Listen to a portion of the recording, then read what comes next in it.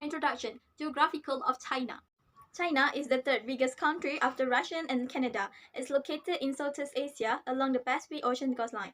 On the map, it's shaped like a rooster with surface size of 9.6 million square kilometers with a shoreline of 18,000 kilometers. China have a plateau, plains, basin, foothills, and mountains that make China as a huge areas of land. Mountainous terrain include rough plateau, foothills, and mountains which cover about two-thirds of the area, rising higher in the west and falling lower in the east like a three-step ladder. Like Tibet, plateau is the highest step of the ladder at an average height of 4,000 meters. The next ladder and the next lower one is separated by the Dengzingen, Taihan, Wu, and Zufeng mountain. Mountainous land makes up roughly two-thirds of China's total land area. Some of these mountains reach to the sky while others are lower and provide beautiful views. There are above 50 of the world's mountains with an altitude of over 7,000 meters are found in China. There are several rivers and lakes in China. More than 50,000 rivers have drainage areas of more than 100 square kilometers and more than 1,500 have drainage areas of more than 1,000 kilometers, according to the data. There are two types of rivers, outer and inner rivers. The Yangtze, China's and Asia's largest river, is the world's third longest. Also, the importance of lakes cannot be overstated. This supplies China with valuable resources such as fish, petroleum, natural gas, minerals, and renewable energy sources such as tide power.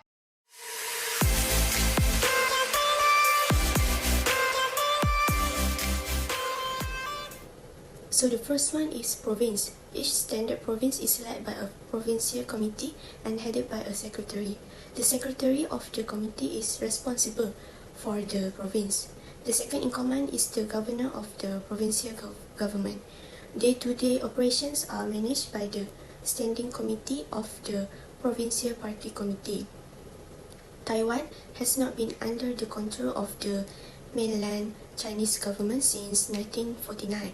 But ROC referred to the island of Taiwan and its surrounding as province of Taiwan. The second one is autonomous region. An autonomous region is a minority subject. It has a higher specific minority population and its local government. An autonomous region has more legislative authority than in actual practice. The governor of each autonomous region is appointed from among their respective ethnic minorities. So the third one is municipalities. A municipality, which is under the direct administration of central government, is the highest level of classification for cities. These cities are of the same level as the provinces and form part of China's first level administrative divisions. So the next one is Special Administrative Division, an administrative division of provincial government of the People's Republic of China, directly under the Central People's Government. They have the highest autonomy in China. Although the Central People's Government grants the Special Administrative Region relative autonomy, the National People's Congress can still write the laws of the Special Administrative Region in secret. So the last one for first level is Claim Province. The People's Republic of China claims that Taiwan Island and its surrounding islands are a province of Taiwan. The territory is controlled by the Republic of China. Taiwan is completely independent and has its own head of state, military, and foreign policy.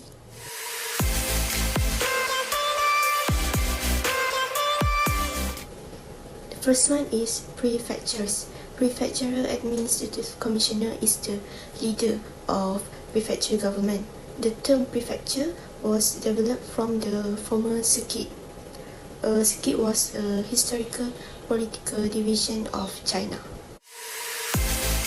Next is autonomous prefectures. An autonomous prefecture existing at the prefectural level with ethnic minorities representing more than 50% of the total population. The majority of the population is dominated by Han Chinese. Is prefectural level city, an administrative division of the People's Republic of China, located below the province and above the county in the administrative structure of China. Since the 1980s, most former prefectures have been renamed into prefectural level cities. A prefectural level city is generally not a city in the usual sense, but rather an administrative unit. The last one for the second level is Lish. Lish are the prefectures of Inner Mongolia. The Mongolian Banners county level area is organized into a regular assembly at the Lish level. The Lish contains banners which are equivalent to counties.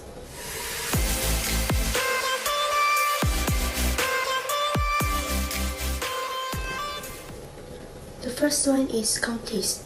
Counties is a former division of counties.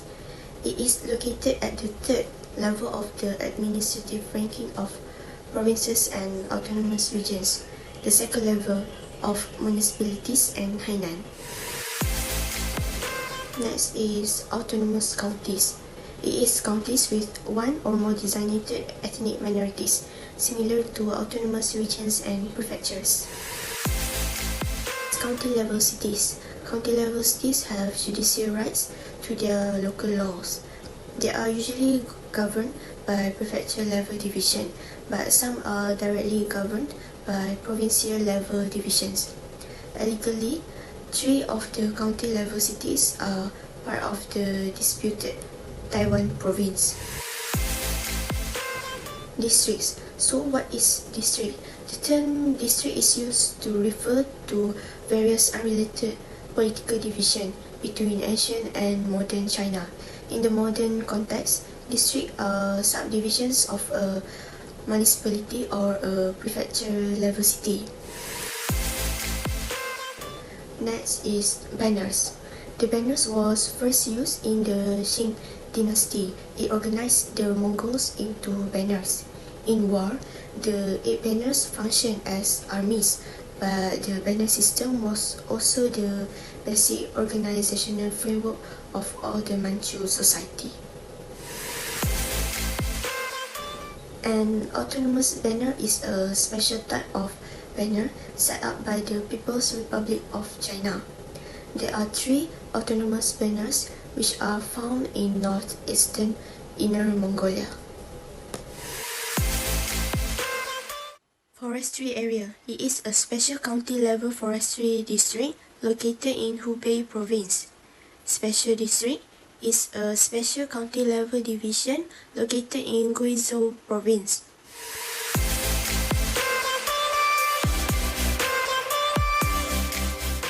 Townships. It is similar to municipalities and communes in other countries and may include village committees and villages. The township's governance is divided between the Communist Party Township Secretary and the county magistrate. A township government is formally responsible for local economic development, planning and other responsibilities determined by the higher level government. Ethnic townships. It is designated as the fourth level administrative unit. They are not considered as autonomous and do not enjoy the laws corresponding to the larger ethnic autonomous areas. Next one is town. The Constitution of the People's Republic of China currently classifies towns as third-level administrative units. China cities are relatively small in size and population, but those with particular characteristics may be popular among the tourists. Sub-districts is one of the smaller administrative divisions of China. It is typically part of a larger urban area. The urban areas are divided into multiple districts. A district is divided into several communities or residential communities and groups of villages. County Control District is a branch of a county government. A district public office is the administrative office. From the 1950s to the 1990s, the County Control District was once the main division of a county in China. After the 1990s, county districts began to be phased out.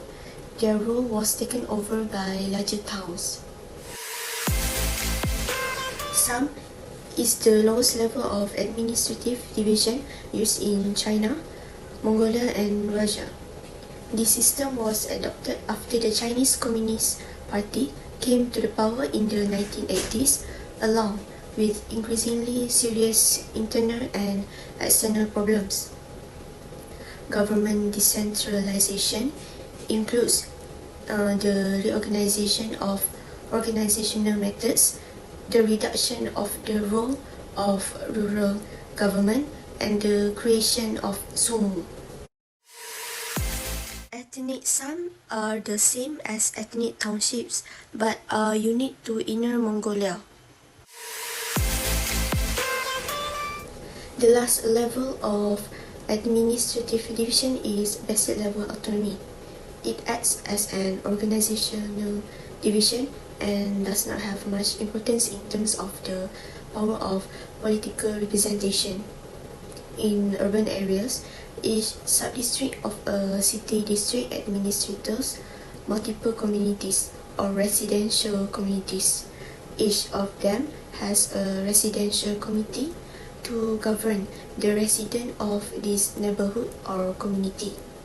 Rural areas are organized into communities or groups of villagers. A village, in this case, can be a natural village, a village that exists naturally, or a virtual village, which is an administrative entity. Economic sector of China. In coming years, China was forecast by the International Monetary Fund (IMF) to continue growing at a rate of 6.3% in 2019 and 2020 and 6% in 2021 to keep it on track eventually overtake US as the largest economy in the world. The largest sectors of the Chinese economy, which are services, agriculture, and manufacturing, employing the majority of the population and making the largest contribution to GDP. Services. In 2015, the output of China's services ranked second worldwide after the United States. High power and telecom density has secured that the country has remained on a high growth trajectory over the long term. The services sector produced 52.9% of the China's annual GDP in 2015 before the manufacturing. However, the proportion of GDP is still little compared to the ratio in more developed countries, and in the agriculture field still employed larger workers than this sector. China's services sector was indicated by state-operated shops, regulated price and rationing with refined keen private markets, individual entrepreneurs, and a commercial sector. The wholesale and trade has enlarged quickly with a lot of shopping malls, restaurants, retail shops, and hotels built in urban areas. Telecommunication. China owns a diversified communication system that links all regions of the country by internet, telephone, telegraph, television, and radio. The number of internet users, or well known as netizens, topped about 137 million by the end of 2006, making China as the second largest amount of internet users according to China's Ministry of Information Industry (MII). China's mobile penetration rate was 24%, and the number of fixed line grew by 79% mainly in the rural areas. Tourism. China's tourism sector is one of the fastest growing industries among the national economy and also one of the industries with a very distinct global competitive edge. According to the World Travel and Tourism Council, China's tourism directly contributed 1,362 billion Chinese yuan to the Chinese economy, about 2.6% of GDP. Total international tourist arrivals was 58 million and international tourism receipts were 48 billion US dollar in 2011. Domestic market makes up more than 90% of the country's tourism sector and contributes more than 70% of total revenue in tourism. Because of China's outbound tourists reached 20.22 million, China overtaking Japan for the first time in 2003. It is forecast by the World Tourism Organization that by 2022, tourism industry in China will take up to 8.6% of the world market share and become the world's top tourism industry. Luxury goods. In China, luxury spending, an indicator of the country's newfound wealth, has skyrocketed. The China's bottled water industry is forecast to double the size of the bottle in 2008, becoming a 10.5 billion US dollar industry. The automotive industry is expected to expand by 29.5%. For the consumption of chocolate and other confectionery is to increase by 24.3%. Moreover, China's fast food industry grew at 20.8% annual rate. In 2007, the LVMH group reported earnings growth of over 25% in China.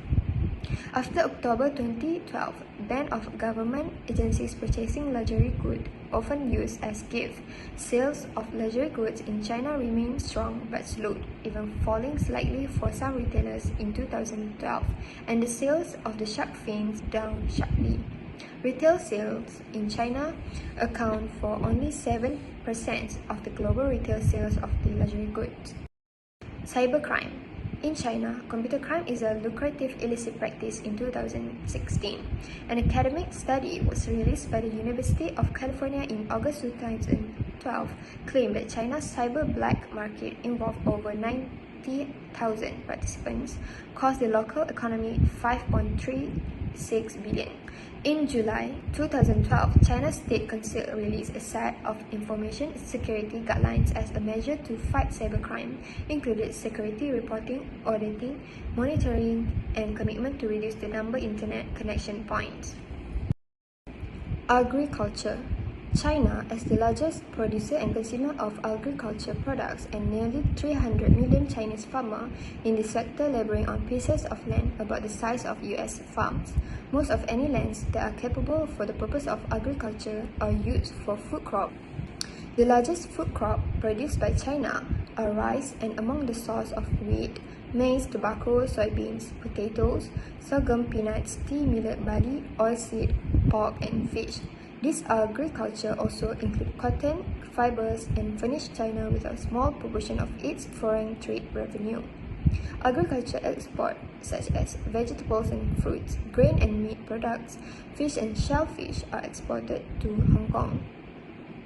Animal husbandry represents as the second most important component of the agriculture production in China. Rice is dominant in the southern province, and many of the farms here fail to harvest in 1 year. Most of the soybean crop is acquired from the north and northeast. In the center and the north, maize is grown, while tea grows mainly from the warm and humid hilly areas of the south.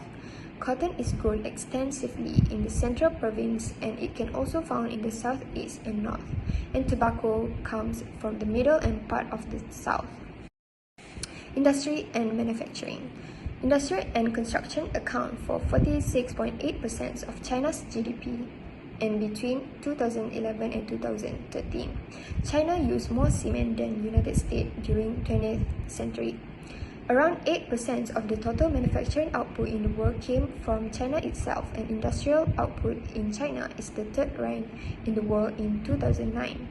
HIS Global Insight stated that in 2010, China contributed to 19.8% of world's manufacturing output and became the largest manufacturer in the world that year, breaking the record of US that held position for about 110 years. China became a selected destination for the relocation of global manufacturing facilities. In China, its strength as an export platform has contributed to incomes and employment. Problem of Chinese economic growth. Firstly, in many industrial cities, pollution is a serious issue. The increase of automobile ownership has resulted in pollution and worsening air quality. China's huge manufacturing sector also contributes to pollution. Pollution control is frequently poor, with untreated wastewater frequently dumped straight into the river. The higher demand from China's economy has put a strain on the country's aging electricity infrastructure. As a result, projects like the Three Gorges Dam has been developed. This has been blamed for contributing to environmental and societal issues. Environmentalists are concerned that the dam would have a negative impact on many species' natural habitat. Growing income inequality. China's economic expansion has benefited the South and East more than any other part of the country.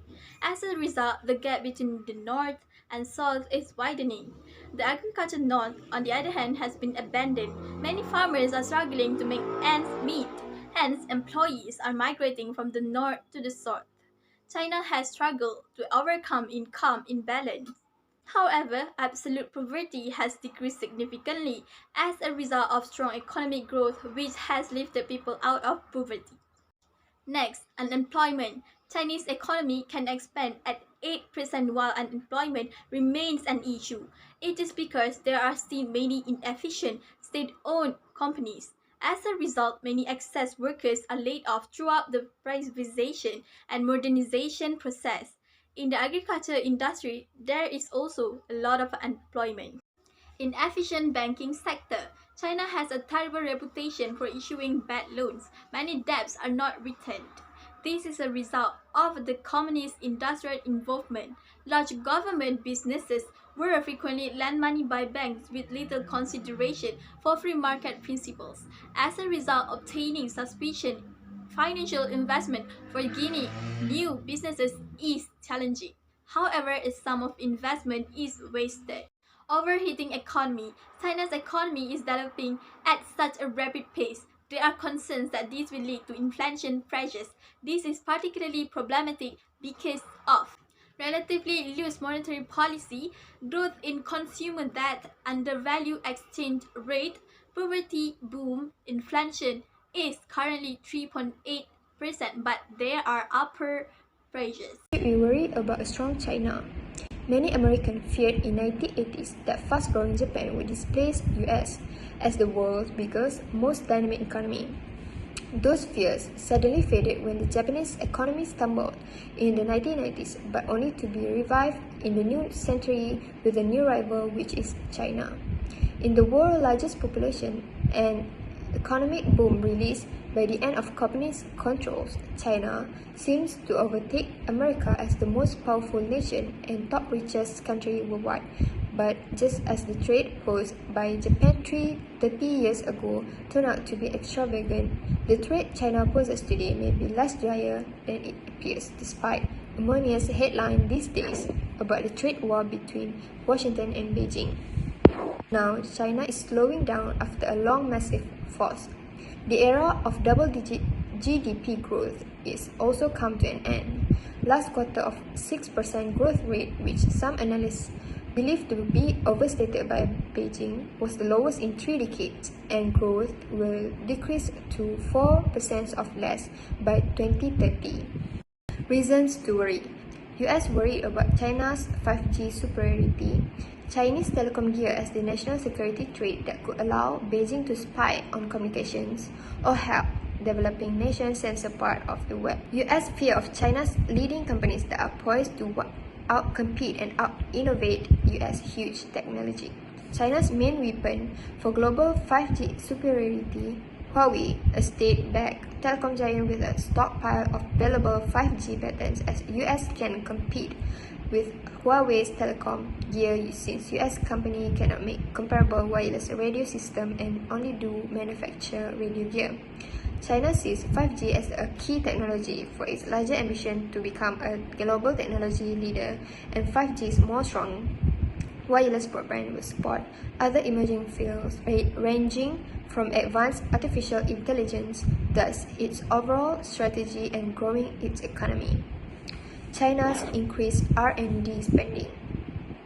China is an appealing scientific power closing the gap with the US. Since 2000, Beijing has highly increased spending on research and development by an average of 18% annually, including investment in such key emerging technologies as artificial intelligence, robotics, and quantum computing. China won't exceed the US in all those fields, maybe not in any of them, but in technology achievement will rival America's and expect Beijing to catch up with Washington in overall R&D spending sometime in the next decade. China's military ambitions. China is already an economic juggernaut, as its leaders have an even bigger ambition to make China the world's dominant nation economically and militarily in the next 30 years. Beijing is still catching up fast to the US military, and spending on defense is rising by 10% by year on everything from jet fighters to new space-based weaponry. In 2017, China launched its first naval base on Africa's coast, built on the island and developed in the South China Sea, as the plan is to turn the Indian Ocean and the Western Pacific into a Chinese lake of sorts. Ties with smaller regional powers that are growing, such as Thailand, to hold more military exercises and sell arms around the world. China grew. Since China began to open up and reform its economy in 1978, GDP growth has averaged almost 10% a year, and more than 800 million people have been lifted out of poverty. There have also been significant improvements in access to health, education, and other services over the same period.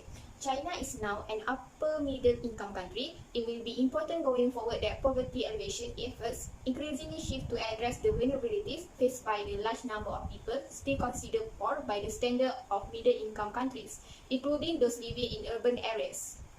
Cause of China growth. China has experienced normal annual growth rate of GDP which is 2 until 3 times that of developed nations. To an expensive degree, it has contributed to the around-the-world economy as well as the living standard of millions of China's citizens. But the advantages behind the fast financial development has to come at the expense of different international issues.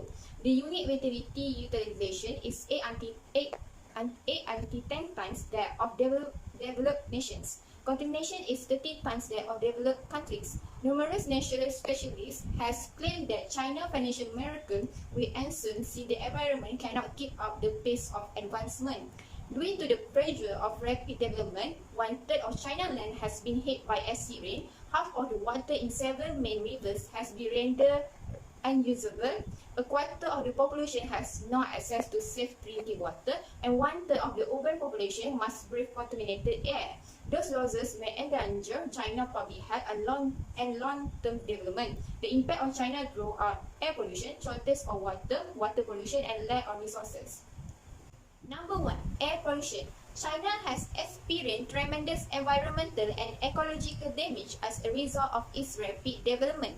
Environmental concerns are expected to have a negative effect on China's economy, causing an 8% drop in GDP. Air pollution has become one of the most obvious environmental issues as well as critical health concern.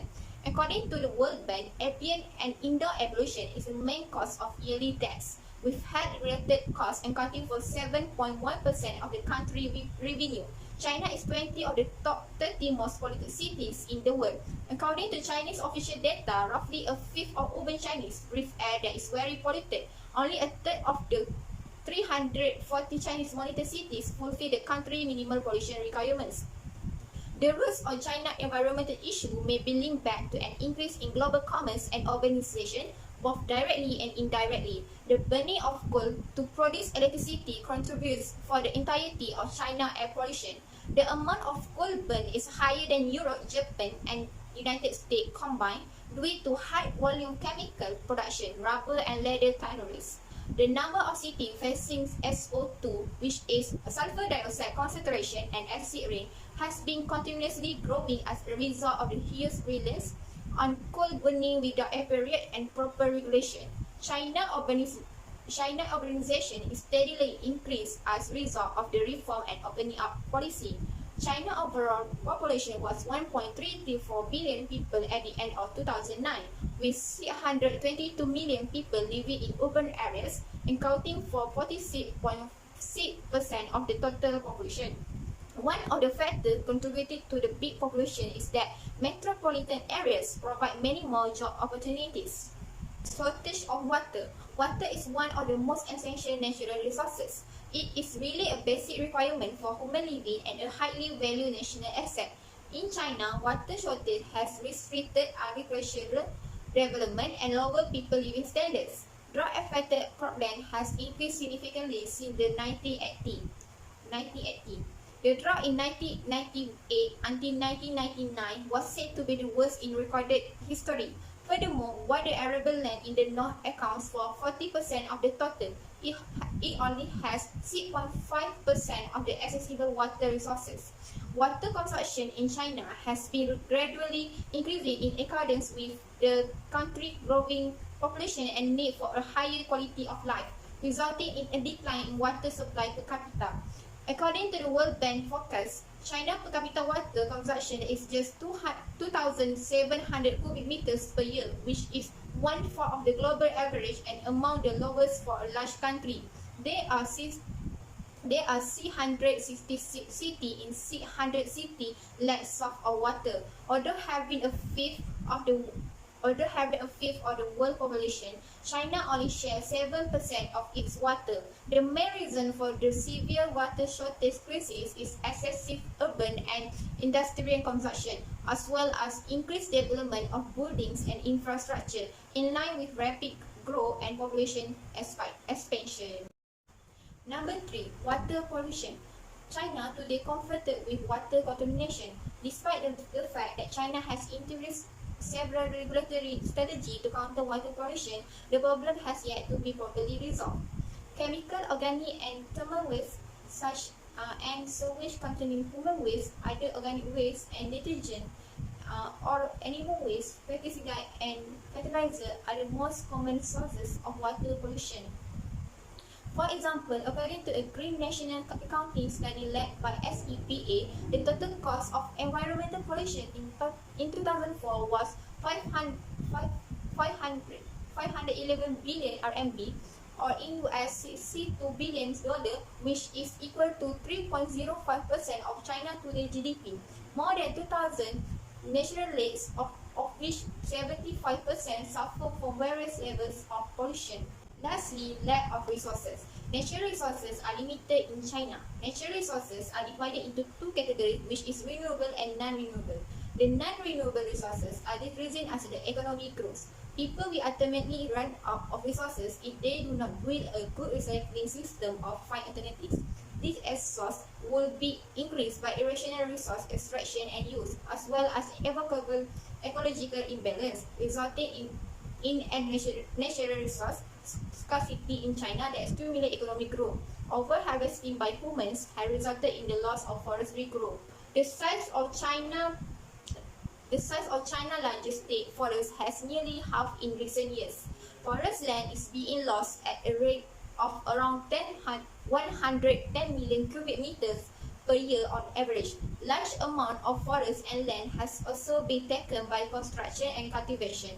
Land vegetation has been destroyed as a result of excessive and improper reclamation. Soil erosion has reached 160.3 square kilometers, an increase of roughly 30% since the 1950s. The extent of desertified land has grown to 358,000 square kilometers. The fact that China's economic growth is restricted by environmental balance is reflected in human health and living circumstances. Because of environmental degradation, there are less and fewer resources available for survival. In China, more than 300 out of 500 cities are currently short in water because the ecological balance in certain areas has been badly affected. People in such areas have been unable to escape poverty. Furthermore, pollution has a negative impact on people's health. Air pollution and heavy metal pollution contribute for 30% of respiratory diseases in China. People's health, survival, and reproduction are under danger, which will certainly limit economic development. China interest rate. The People Bank of China, or PBOC, is China's central bank. The PBOC's main duty is to manage monetary policy in order to ensure price stability and promote growth. The way central banks manage the amount of currency and interest rate in their economies is referred to as monetary policy. These policies are changed in response to country economic situations. For instance, when central banks seek to stimulate growth during a crisis, they reduce interest rate. As a result, borrowing rates are reduced, encouraging firms and people to take out loans to invest and purchase goods to help economic growth. The basic interest rate in China is presently set at 3.85%. For the 13th month in a row, the PBOC decided to hold the rate at the current level on 21 June 2021. The fact that the rates have remained unchanged indicates that the country leadership is still wary of the recovery from the epidemic. It has continued to decrease monetary stimulus despite worries about debt and asset bubble risk, particularly in terms of surplus US liquidity resulting from President Biden's stimulus plan. Since being criticized for sparking a stock market self-off due to its erratic policy pronouncement, the PBOC has been working to explain communication. The Chinese central bank lowered the daily renminbi (RMB) reference currency rate versus the US dollar by 0.5% on 7 January 2015, because the PBOC statement at the time was accompanied by a little analysis and explanation. Investors saw this as a hint that the government was concerned about China's poor economy. The Shanghai Composite Index, as well as global share and indices, fell as a result of the panic reaction. China is attempting to implement an interest rate system similar to those of the Fed and European Central Bank. Analysts propose an interest rate corridor in which the PBOC set the floor and ceiling whilst letting the market to decide rates between that bank. However, the PBOC is still working on it. Lastly, the central bank controls the money supply and interest rate as well as the yuan exchange rate against a basket of currencies that includes the US dollar, euro, Japanese yen, and South Korean won. The PBOC controls the country's foreign currency assets, which is buy and sell to keep the yuan stable within the specific exchange rate range as part of the objective. Next, China economic growth. China's fast route to economic development is widely chronicled, and while growth rates appear to be decreasing, there is no dispute about China's crucial position in the global economy. These are the factors that have contributed to China's rapid economic growth in recent decades. The factors are labor supply, wages and unemployment, growth of materials, investment in infrastructure and energy supply. Labor supply. With a constant stream of rural-urban migrants in pursuit of jobs, China has a sufficient supply of employees. This is owing to agricultural mechanization, which has resulted in rural unemployment and underemployment, as well as increase in industrial labor in metropolitan regions. Over the next 2 decades, it is predicted that 500,000 million people will leave China rural in pursuit of jobs. Rural migration has been followed by aggressive replanning initiatives in which rural communities have been demolished and new manufacturing towns has been created at a quick rate for former farm households to move into. Number 2, wages and unemployment. The unemployment rate has dropped to slightly over 4% in recent years, but historically high rates have pushed wages down. Many more people will take the positions offered if workers demand greater salaries. Wages in other East Asian nations might be as much as 10 times higher than in China. Number 3, growth of material. China has an abundance of natural resources, including enormous coal, oil and natural gas deposits. These are being utilized to help the country industrial grow. However, the country demand for raw resources to support its manufacturing industry is so great that it is a significant importer of oil, gas, coal, iron ore, copper and other vital world commodities. Number 4, investment in infrastructure. Many new highways has been built, the train health system has been upgraded, and China major rivers are now accessible all year. 5 of the world's top 10 container ports are located in China, including Shanghai and Shenzhen. A comprehensive urban construction program has also assisted in the promotion of urbanization. Furthermore, China has embarked on a multi-decade investment to build hundreds of miles of roads and railways. China invested an average of 8.5% of gross domestic product (GDP) each year in transportation, social and digital infrastructure from the year of 1992 to 2011. Since the outbreak of COVID-19, China's new infrastructure plan has evolved into a strategy to achieve the aims of job creation and preparation for future changes in the global economy, particularly in areas of technology and sustainable development. China is accelerating plans to build new digital infrastructure across the country, such as 5G networks, artificial intelligence (AI), Internet of Things (IoT), intercity high-speed rail, and research and development centers. Lastly, energy supply. China has been upgrading its energy base with new hydroelectric and nuclear power projects in the 1990s. China is also launching a huge coal-fired power station construction program, relying on its west coal reserve as well as import from Australia and Indonesia. However, severe urban air pollution, along with determination to restrict carbon emission after 2030, is causing this power source to be expanded less aggressively. Other than that, in China energy industry, the program for resort P4R instrument is used. The program was created to aid in the implementation of the government air pollution control action plan and the 35-year plan, which is 2016 until 2020 for energy efficiency and clean energy by focusing on reducing air pollution.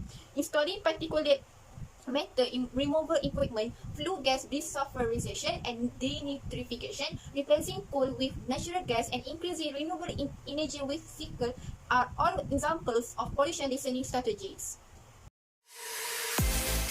You can see here that the inflation rate for January is 0.3%, February 0.2%, March 0.4%, and April 0.9%.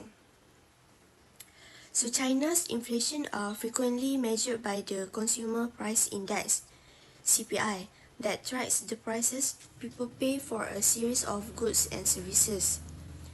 So when economic activity in most parts of the country was restricted due to the pandemic, prices of goods increased, and it led to the temporary closure of some factories and travel activities.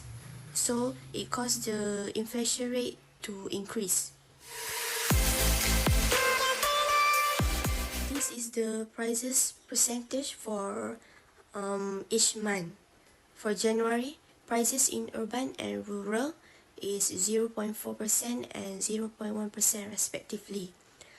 Prices of food is 1.6% and non-food stuff 0.8%. The prices of consumer goods 0.1% and service 0.7%. For February, prices in urban and rural areas fell by 0.2% and 0.1%. Food and non-food prices fell 0.2%, while the price of consumer goods and services fell by 0.3% and 0.1%. For March, urban and rural prices increased by 0.1% and 0.4% respectively. The food prices and non-food prices is 0.7%, while the consumer goods 0.6% and services 0.2%. April, prices in urban and rural areas 1.0% and 0.7% respectively. The prices of food stuff is 0.7%, the non-food stuff 1.3%. The prices of consumer goods 1.0% and services 0.7%. The next one is unemployment rate. For January, the unemployment rate is 5.4%, February 5.5%, March 5.3%, April 5.1%, May 5.0%. So China determined unemployment rate by the number of urban workers who registered for unemployment benefits with local governments. So since coronavirus has affected the companies, they are suffering from recession. It decreased demand for goods and services. So most of the companies can't support full employment, and employers had to lay off some employees. But since the COVID-19 in China are getting better, the unemployment rate goes down. So as we can see here, the graph of the unemployment rate decreases. As a conclusion, there are some suggestions for China's economy to survive. Real estate market, it is important to read prerequisite to keep housing prices stable in order to prevent capital from flowing out of the real estate market because of a significant drop in housing prices might affect the systematic financial risk. Hence, by stabilizing housing price will be a key action of the government housing policy for the reasonable in the future. Next, stock market. Private investors should be really cautious because there are a lot of huge risks in stock market. Our advice for the investor is to keep a distance from the stock market. To solve this, the China government has to open a domestic financial market in order to encourage the development of private finance, also able to support the market in launching quality investment products towards ordinary people. China's economy dominance strategy. Let the market play a decisive role in resource allocation. China's economic development will always on the top as long as its people fully unleash their potential, no matter it is domestic or international situation changes. Economic theory state that it is the most efficient way that a market-oriented economy to fully unleash people's wisdom and potential. Last but not least, reduce taxes and administrative. In the short run, tax reduction can balance the negative impact that the deterioration in Sino-US trade relations. While in the medium and long term, it can be a driving force for innovation and entrepreneurship to last long the economic growth.